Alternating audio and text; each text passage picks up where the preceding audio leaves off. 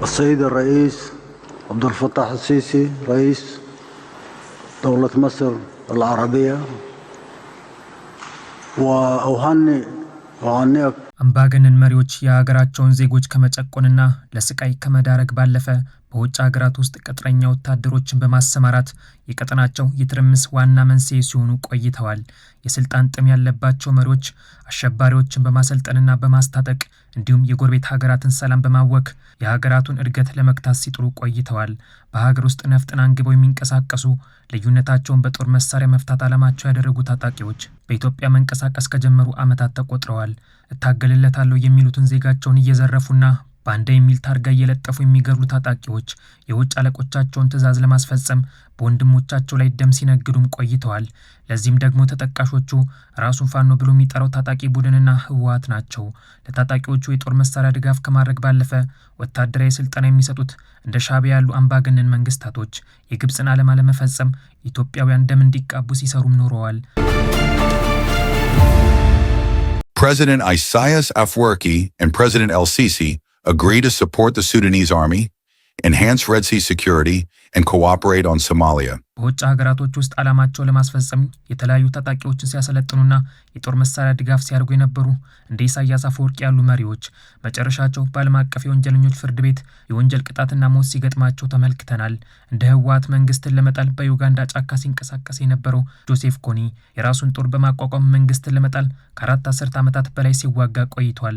በአሰቃቂ ድርጊቱ የሚታወቀው በሰሜን ዩጋንዳ የሚገኙ ህፃናትን ለጦርነት በግዳጅ ሲያስገባ በደቡብ ሱዳን ውስጥ ያሉ ወጣቶችንና ህፃናትን በማገት ወንዶቹን ለግዳጅ ውጊያ ሴቶችን ለወሲብ ባሪያነት ሲዳርግ የነበረው የጆሴፍ ኮኒ ጦር የራሱን ጥቅም ለማስጠበቅና ሀብትና ንብረትን ለማካበት በዜጎች ደም ሲነግድ ኑሯል። Joseph Kony, or the atrocities he is said to have committed in Central Africa. On Monday, the video had been viewed 66,000 times. The next day, 9,600,000 views. ጆሴፍ ኮኒ በዓለም አቀፍ የወንጀለኞች ፍርድ ቤት የእስር ማዘዣ የወጣበት ቢሆንም በጫካ ውስጥ በነበረው ውጊያ ህይወቱ አልፏል። ከበርካታ አዛዦቹ ጋር በውጊያ ሰዓት ህይወቱ ያለፈው ጆሴፍ የህፃናትና ወጣቶች ደም፣ የእናቶች ለቅሶና የአባቶች እርግማን በጫካ ውስጥ ህይወቱ እንድታልፍ አድርጓታል። Uganda's rebel leader who became synonymous with brutal conflict and human rights abuses. እንደ ጆሴፍ ኮኒ በርካታ የጦር ጀነራሎችና ወታደሮች የተማረኩበት እንደ አባይ ፀሐይና ስዩም መስፍን ያሉ ትላልቅ ኃላፊዎቹ ለሞት አሳልፈው የሰጠው ህወሓት ከትላንቱ ስህተት ሳይማር ዛሬም በትግራዋይ ደምና እንባ ህይወቱን ለማሰንበት ደፋ ቀና ማለቱን ቀጥሏል። እንደ ጆሴፍ ኮኒ የሴራሊዮንን መንግስት ለመጣል የሽምቅ ውጊያ ሲያደርግ የነበረው ፎዳይ ሳኮ ወጣቶችን ወደ ጦርነት በግዳጅ በማስገባት እምቢ ያሉትንም የአካል ጉዳት በማድረስ ዜጎቹን ሲጨቁን ቆይቷል።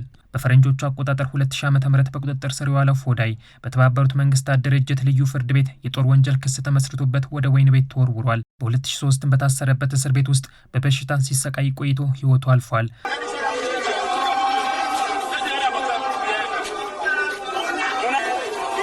የዓለም አቀፍ የወንጀለኞች ፍርድ ቤትን ክስ ለማምለጥ በየጊዜው በርካታ ወንጀሎችን በመስራት ላይ የሚገኘው የደብረጽዮን አስተዳደር እንደ ፎዳይ መንግስት በዜጎች ላይ አስገዳጅ ወታደራዊ አፈሳን እያደረገ ይገኛል። በትግራዋይ እየተገለለው በግዳጅ የሚያስገባቸው ወጣቶች አልዋጋም ያሉት ህወሓት ጦሩን ለቀው መውጣት ጀምረዋል።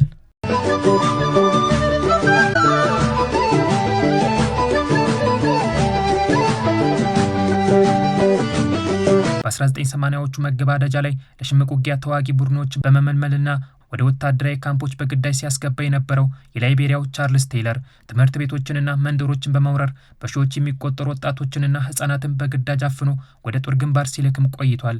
ከዚህም በተጨማሪ ህፃናቱን በጦርነት ወቅት የአደንዛዥ ዕፅ በመስጠት ህፃናቶችን በጦርነት ላይ ከፊት ለፊት ሲያሰልፍ ቆይቷል።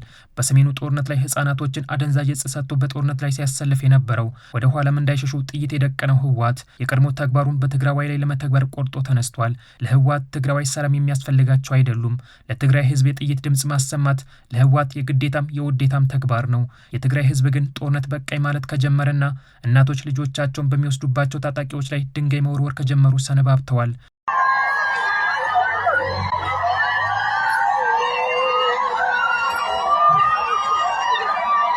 ለህይወቱ ህልውና በህወሓት በኩል የትግራይ ልጆችን የሚያስጨፈጭፈው፣ የኤርትራ ወጣቶችን በግዳጅ ወደ ጦር ካምፕ የሚያስገባው፣ በሱዳንም በኢትዮጵያም በሶማሊያም ሽብር የሚነሳው የኢሳያስ አፈወርቂ መንግስት እንደ ትናንቱ ዛሬም በትግራይ ወጣቶች የስልጣን ወንበሩ ለማደላደል ሴራውን ቀጥሏል።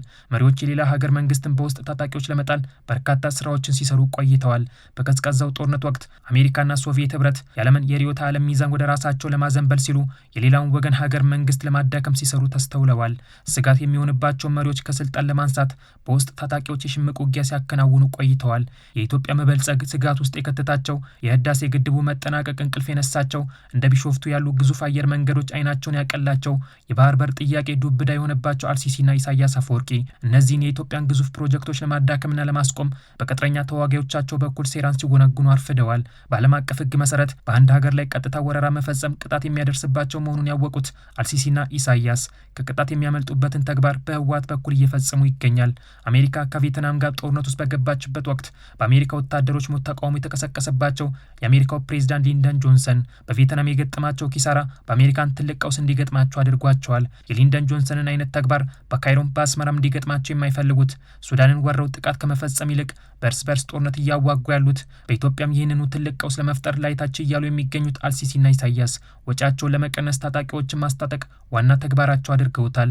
ለውጭ ኃይሎች እጅ አለመስጠትን በጣሊያን ጦር ላይ ድል ተቀናጅታ ያስመለከተችው ኢትዮጵያ የእርስ በርስ አንድነቷን ለመበታተን ታጣቂዎችን ማስታጠቅና ማሰልጠን የነ ኢሳያስ አፈወርቂ ዋነኛ ግብ ሆኖ ቀጥሏል።